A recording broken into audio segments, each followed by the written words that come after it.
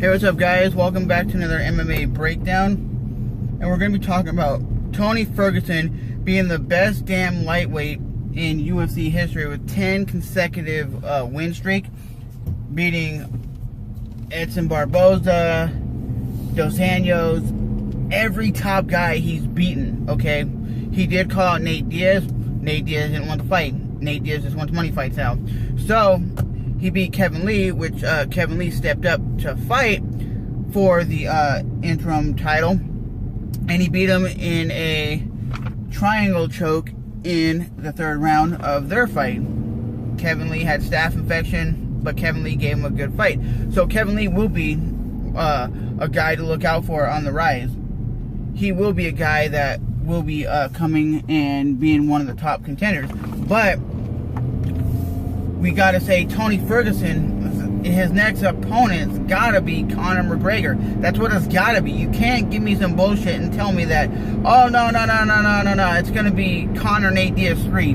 I like Nate Diaz. He's one of my favorite fighters of all time. But does he deserve a title fight again? I don't care if it's a big money fight. I'm sick and tired of the money fights. I want to see legit contenders fighting for the title like it was when Chuck Liddell was in as a champion, when you had Anderson Silva as a champion. You didn't have these big ass money fights. You didn't have money fight galore. Just Conor. Because what's the point of being a champion if you never defend your title? You're holding up divisions and you're making it where people that are legit contenders never get a shot. That's saying, well, Conor McGregor's been a champion for 3 years. That does not mean he's a champion. You gotta defend your title and fight the best guys in the world. I don't mind him fighting at 170, but he shouldn't have to go to 171, 155, and all these other weird weight classes and go out and do professional boxing and all that kind of stuff. Yes, Conor wants to make the most money, but give up the damn belt so other people can fight for it.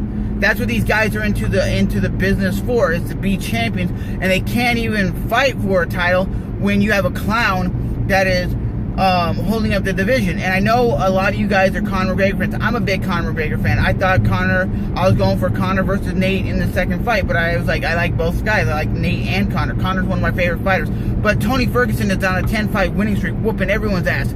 And what has Conor done in the lightweight division? Won one time. One time. That's not a champion, baby. It's like you're not even defending your title. You're not even out there doing what a champion's supposed to do. Like Demetrius Johnson, for example, he's going to go down as the most winningest champion in UFC history. Does that mean he's going to be the most popular guy? No. But you got to take into consideration, guys, that Conor McGregor has not defended his title in any weight class. I don't even think in Cage Warriors he defended his title ever. I don't think he's ever defended a championship in mixed martial arts. I really don't think that's his mentality. His mentality is to win the belt and keep the belt and never defend it. And that's not a champion. But overall, guys, I just give my opinion. I think Conor McGregor versus Nate Diaz will be a big money fight. Does it really even intrigue me? Not really anymore, to be honest. We've seen what happened. We've seen Conor beat Nate in the second fight. We've seen Nate in the first fight beat him by submission. I don't want to see that. I want to see Nate Diaz Khabib. I want to see Nate Diaz Kevin Lee. I want to see something else, you know. I want to see Nate Diaz just get his ass in the cage and start fighting again. Not, oh, we got to do these money fights. Because for me, the money fight isn't everything, you know.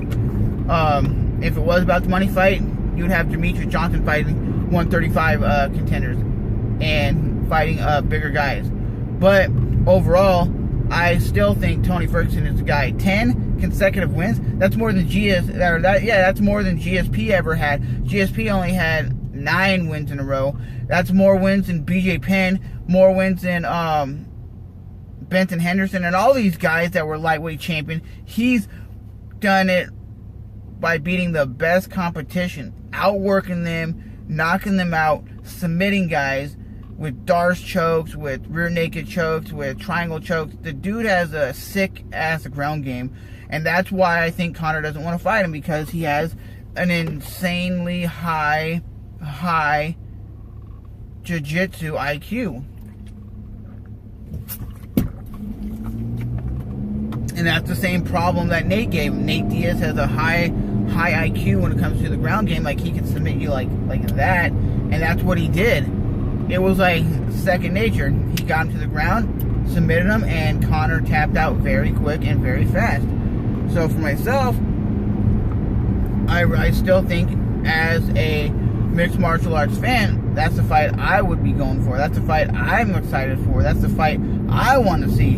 I'm not saying it's a bad fight by any means if they do the Nate Diaz fight, but how many times are going to be Nate versus Conor just for some money? Nate Diaz isn't even relevant right now. Like, I mean, relevant as like a top 5 guy. I think he's like top 6, 7 maybe.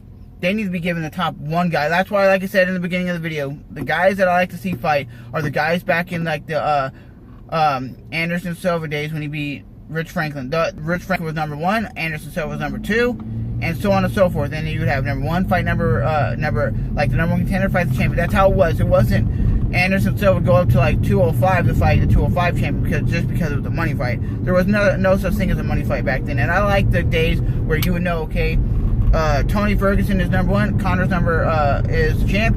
Those 2 guys are going to fight. You just knew it based on the ranking. That's how it should be, and that's how it ought to be. It shouldn't be, well, Conor's going to make more money if he fights Khabib. That's going to be a more money fight than Conor versus Tony. That doesn't make sense to me. But like I said, Tony Ferguson versus Conor McGregor needs to happen. Tony Ferguson says he's not injured. Tony Ferguson says they should be doing it around December. Conor McGregor, you need to start training for Tony and make that shit happen, because that would be one of the best fights ever. I think Tony Ferguson actually has the skill set, like I said, to beat Conor McGregor with the grappling and whatnot. I think he would use his weird, funky, almost break dancing style to beat Conor McGregor. And I know a lot of you guys, well, Conor would murk the shit out of him. He's not that. I'm like, y'all don't even know me, man. Y'all don't even know how great Tony Ferguson is. A lot of you guys are just Conor McGregor fans and you don't pay attention to anybody else. You're like, oh, Conor would just murk him. Conor would just mop the floor with him.